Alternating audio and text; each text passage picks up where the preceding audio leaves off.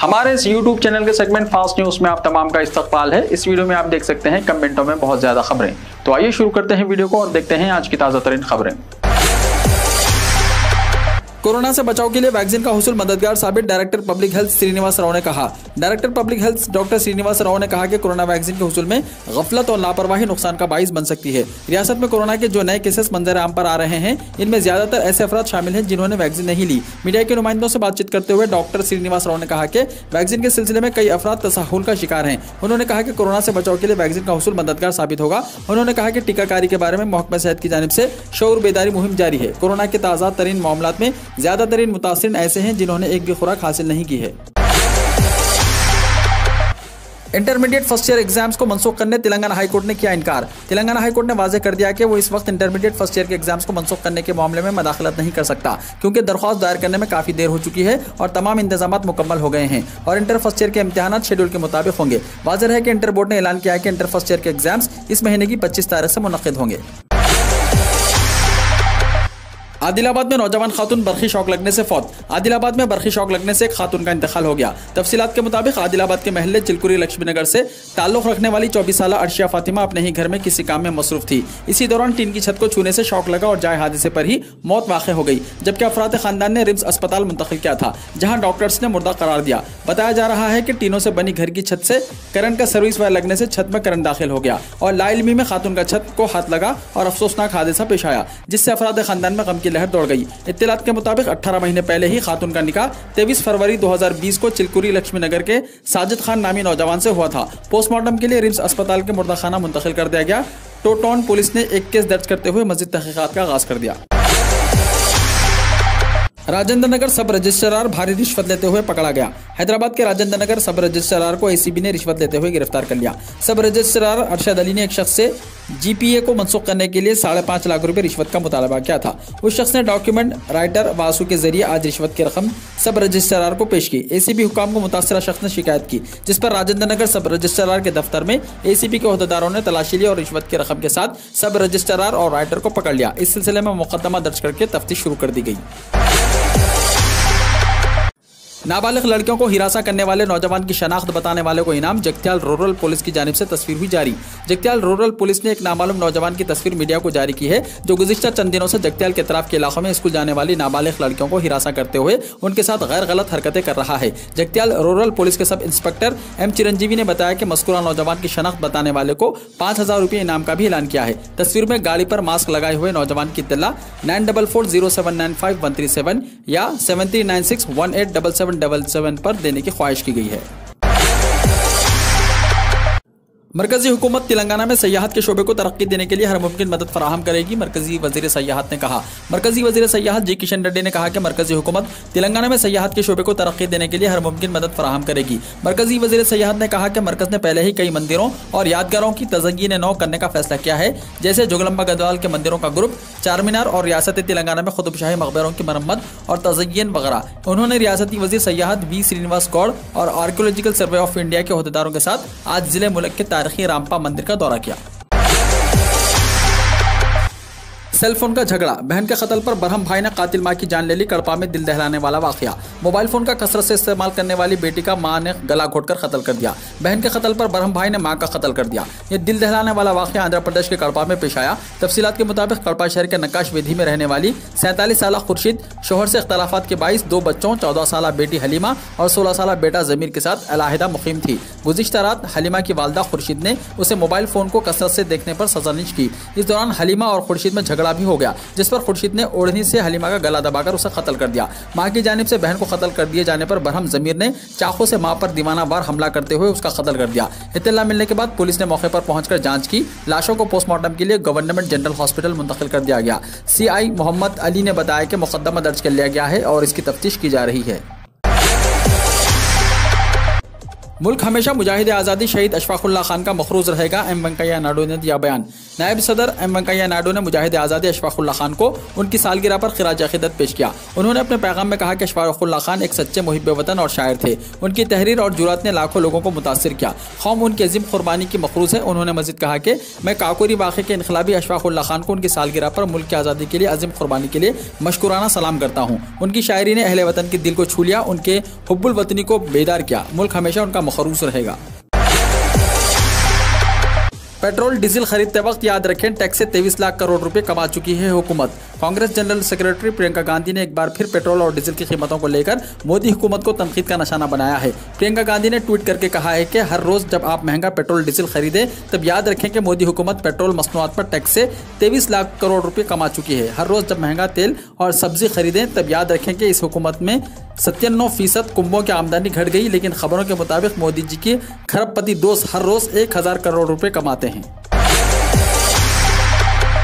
छत्तीसगढ़ में 3 सीआरपीएफ जवान कोरोना मुस्बित पाए गए। छत्तीसगढ़ में सीआरपीएफ के 3 जवान कोरोना पॉजिटिव पाए गए हैं। तीनों जवान इंतहाई हुस्सास गुडरीमो कैंप में तैनात थे। तीनों जवानों को आइसोलेशन में रखा गया है। महकमा सेहत की तहकीकात में तीनों मुतासिरा पाए गए हैं। महकमा सेहत की जानिब से रात देर गए जारी करदा एदाद-ओ-शुमार के मुताबिक छत्तीसगढ़ में गुज़िश्ता 24 घंटों के दौरान 38 नए कोरोना मुतासिर मरीज पाए गए हैं। दर्जे हरारत में कमी के बाद बिहार में गुलाबी सर्दी का एहसास। 14 अजला में तेज हवा के साथ हल्की बारिश के इम्कानात। बिहार में गुज़िश्ता चंद दिनों से हल्की और मोतदिल बारिशों की वजह से यहाँ का दर्जे हरारत मुसलसल कम हो रहा है। इसकी वजह से सुबह और शाम गुलाबी सर्दी का एहसास शुरू हो गया है। सुबह के सैर पर जाने वाले लोग अब हल्के सर्दी से बचने के लिए गर्म कपड़े भी इस्तेमाल कर रहे हैं। बिहार में सर्दी ने दस्तक दे दी है। जुमे को गुज़िश्ता 72 घंटों के दौरान 28.6 मिलीमीटर बारिश के बाद पटना में दिन और रात के दर्जे हरारत में मुसलसल कमी देखी गई है। गुरुग्राम में नमाज पढ़ रहे लोगों के सामने भीड़ ने लगाए जय श्री राम के नारे। गुड़गांव यानी गुरुग्राम में सेक्टर 812 की एक निजी प्रॉपर्टी में पुरअमन तरीके से नमाज पढ़ने वाले मुसलमानों को जुमे की भीड़ का सामना करना पड़ा, जिसमें मुबैना तौर पर बजरंग दल के कारकुनों पर मुश्तमिल था। इस भीड़ ने जय श्री राम के नारे लगाए। इस इलाके में कशीदगी पैदा हो गई। यह वाक़या ऐसे वक्त सामने आया जब सेक्टर 47 में भी इसी तरह का वाक़या हुआ था, जब सरकारी ज़मीन पर खुले में अदा की जा रही नमाज को रोकने या अंदर करने की मांग की गई थी। जुमे के वाक़े के सामने आए वीडियो में मुसलमानों को नमाज की तैयारी के दौरान बड़ी तादाद में पुलिस को देखा जा सकता है। मुंबई की 60 मंजिला इमारत की एक मंजिल में भयानक आग। जनूबी मुंबई के एक रिहायशी अपार्टमेंट में आज सुबह भयानक आग लग गई। आग लालबाग के इलाके में एक इमारत के 19वीं मंजिल पर लगी। ये इमारत वाइंग ओगिना पार्क सोसाइटी में वाक़ है। 19वीं मंजिल पर लगने वाली आग के मनाजिर सोशल मीडिया पर वायरल हो रहे हैं। आग बुझाने के लिए फायर फाइटर जाए वक़्त पर पहुंच गए।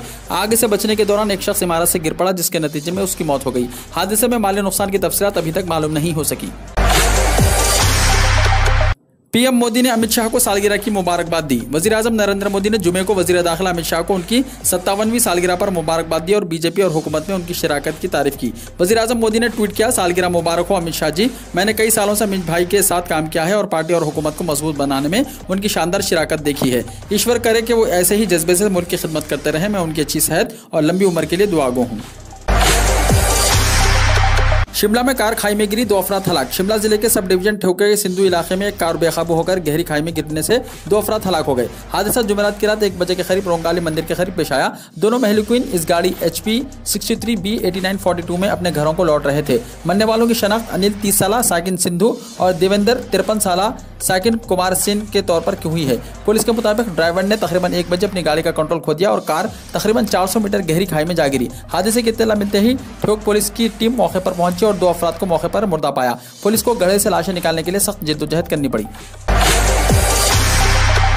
श्रीनगर में अक़लियतों के इलाकों की फिजाई निगरानी रखी जाएगी, सीआरपीएफ ने कहा। जम्मू एंड कश्मीर पुलिस और सीआरपीएफ ने श्रीनगर के उन इलाकों जहां अक़लियती तबके के लोग रिहाइश पजीर हैं, उनकी फिजाई निगरानी के लिए एक ड्रोन को तैयार किया है। इस ड्रोन की जुमे के रोज यहां लाल चौक में वाक़ प्रताप पार्क में आजमाइश भी की गई। इस मौके पर सीआरपीएफ के डिप्टी इंस्पेक्टर जनरल मैथ्यू ए जान ने नामा निगारों के साथ बात करते हुए कहा कि जो श्रीनगर में हालिया वाक़यात हुए हैं उनकी बुनियाद पर जम्मू एंड कश्मीर पुलिस और सीआरपीएफ ने मिलकर इस ड्रोन को बनाया है। उन्होंने कहा कि इस ड्रोन को श्रीनगर के उन इलाकों में जिनमें अक़लियती तबके के लोग रिहाइश पजीर हैं उनकी निगरानी के लिए इस्तेमाल किया जाएगा। उन्होंने कहा कि इसके अलावा लाल चौक और मुत्तसिल इलाकों की भी फिजाई निगरानी रखी जाएगी। हज 2022 का सरकारी ऐलान नवंबर के पहले हफ्ते में होगा, नकवी ने कहा।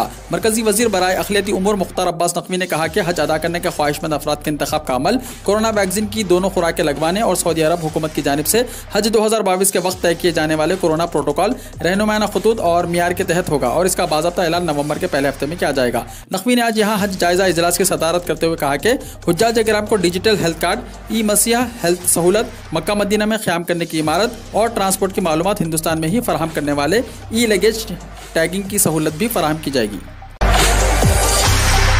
राजगढ़ में ट्रक ने 2 बाइकों को मारी टक्कर, एक की मौत, एक जख्मी। कौमी शाहरा 52 पर गुज़िश्ता रात नरसिंहगढ़ थाना इलाके में मौजा सिविन कुछ और मोतीपुरा जोड़ के नजदीक तेज रफ्तार ट्रक ने 2 बाइकों को टक्कर मार दी। हादसे में एक बाइक सवार के मौके पर ही मौत हो गई, वहीं एक संगीन तौर से जख्मी हो गया, जिसे इब्तिदाई इलाज के बाद भोपाल रेफर किया गया। पुलिस ने बरोज़ जुमा पोस्टमार्टम के बाद लाश रिश्तेदारों को सुपुर्द की और ट्रक ड्राइवर के खिलाफ मामला दर्ज करके जाँच शुरू कर दी है।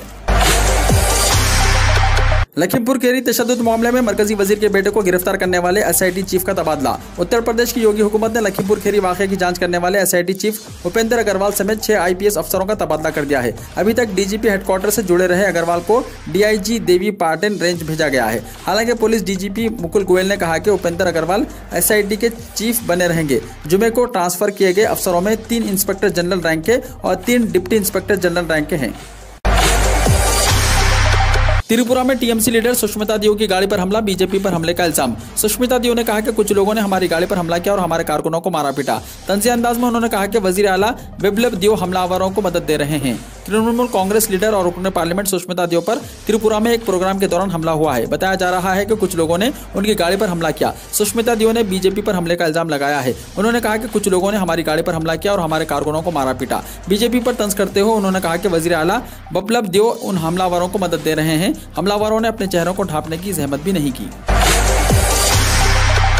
एक हफ्ते के बाद कोलकाता में बारिश से राहत। मगरिबी बंगाल के दारुल हुकूमत कोलकाता समेत जुनूबी बंगाल के वसी इलाकों में एक हफ्ते से जारी बारिश अब थम गई है। जुमे को अलीपुर में वाक़ महकमा मौसमियात के इलाकाई हेडक्वार्टर ने बताया कि कोलकाता में फिलहाल बारिश नहीं हो रही है। इस दौरान कोलकाता में कम से कम दर्जे हरारत 24.8 डिग्री सेल्सियस दर्ज किया गया। ज़्यादा से ज़्यादा दर्जे हरारत 32.1 डिग्री सेल्सियस दर्ज किया गया, जो कि मामूल के मुताबिक है। कोलकाता के अलावा हावड़ा, हुगली, शुमाली और जुनूबी 24 परगना, मशरक़ी और मगरबी मदनीपुर, पुरुलिया, बंगोरा वगैरह में बारिश रुक गई है।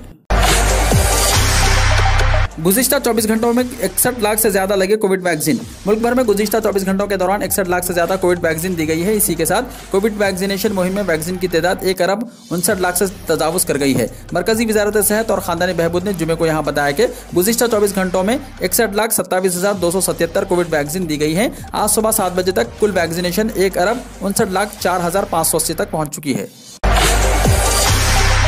वजीरों को पेट्रोल की जरूरत नहीं होगी, लोग पैदल कर देंगे, अखिलेश ने कहा। समाजवादी पार्टी के सदर अखिलेश यादव ने जुमे को ट्वीट करके रियासती वजीर उपेंद्र तिवारी के बयान पर रद्दमल जाहिर किया है। अखिलेश यादव ने कहा कि रियासत के भारतीय जनता पार्टी के वजीर ने महंगे पेट्रोल पर कहा कि आम लोगों को कोई परवाह नहीं है, अब वजीर को भी पेट्रोल की जरूरत नहीं पड़ेगी, आवाम उन्हें पैदल कर देंगे।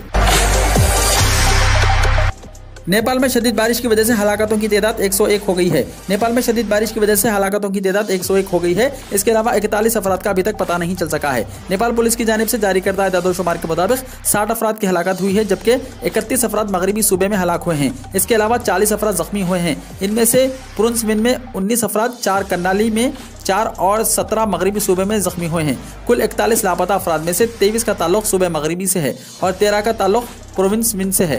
मुख्तलिफ मुकामात पर सैलाब की वजह से 2232 मकानात ज़ेर-ए-आब आ गए हैं। नेपाल पुलिस के दादोशुमार के मुताबिक लैंड स्लाइडिंग और सैलाब की वजह से 1177 अफराद बेघर हुए हैं।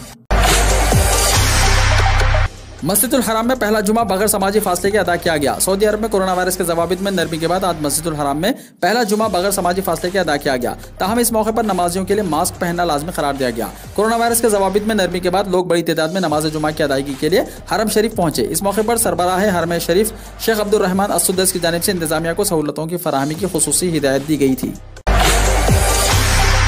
प्याज के इस्तेमाल के बाद अमेरिका में सैकड़ों अफराद मुतासिर। अमेरिका में प्याज के इस्तेमाल के बाद सैकड़ों अफराद खराबी सेहत से मुतासिर हो गए। मैक्सिको से दरामद प्याज के इस्तेमाल के बाद 37 रियासतों में 652 अफराद की सेहत बिगड़ गई, जबकि 129 अफराद हॉस्पिटल में जेर इलाज हैं। प्याज के इस्तेमाल की वजह से लोगों की तबीयत खराब हुई है, ताहम किसी की मौत की इत्तला नहीं मिली। सेंटर्स फॉर डिजीज कंट्रोल के शोबे ने मुतासरीन की तादाद में इजाफे का खदशा जाहिर किया है।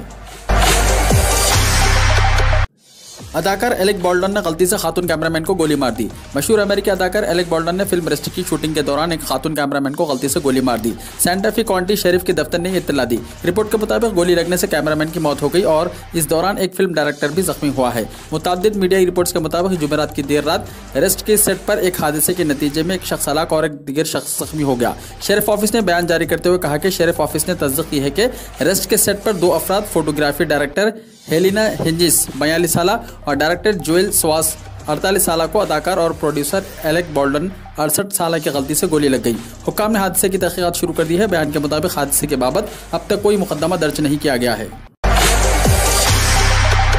बांग्लादेश में हिंदू बरादरी के खिलाफ तशद्दुद भड़काने वाला मरकजी मुल्जिम गिरफ्तार। बांग्लादेश में दुर्गा पूजा पंडाल पर हमलों के साथ बड़े पैमाने पर हिंदू बरादरी के खिलाफ तशद्दुद भड़काने के मरकजी मुल्जिम इकबाल हुसैन को जुमेरात की रात गिरफ्तार कर लिया गया। इकबाल हुसैन को कागज बाजार के साहिल समंदर से गिरफ्तार किया गया। बांग्लादेश के मारूफ अखबार ढाका ट्रिब्यून ने कोमेला के पुलिस सुपरिटेंडेंट फारूक अहमद का हवाला देते हुए इत्तला दी है कि तशद्दुद के दौरान CCTV फुटेज के जरिए मुल्जिम की शनाख्त जुमेरात को हुई थी। इसे चंद घंटे बाद गिरफ्तार कर लिया गया। इकबाल पर इल्जाम है कि इसने दुर्गा पूजा पंडाल में मुकद्दस किताब कुरान मजीद को तशद्दुद भड़काने की नीयत से रखा था और इससे बड़े पैमाने पर तशद्दुद फैला था।